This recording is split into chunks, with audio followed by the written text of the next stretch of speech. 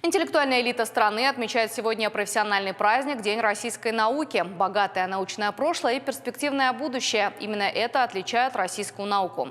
Наша страна стала первопроходцем в разработке учения о биосфере. Первая в мире запустила искусственный спутник Земли и начала эксплуатацию атомной станции. Всему миру известны имена: Михаил Ломоносов, Иван Павлов, Дмитрий Менделеев, Константин Циолковский, Сергей Королев и многие другие.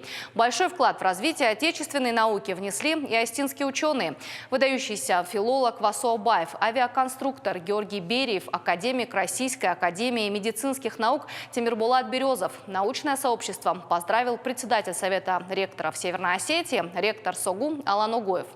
Наши молодые ученые и студенты должны являться надежным научным потенциалом и инновационным будущим республики и страны уже завтра.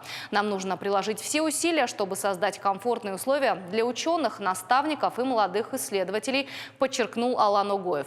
По поручению главы республики Вячеслава Битарова в ближайшее время будет разработан комплексный проект поддержки молодых ученых, посредством которого руководство республики сможет оказывать им необходимую помощь от отправки на научные конференции до содействия в трудоустройстве и приобретении жилья.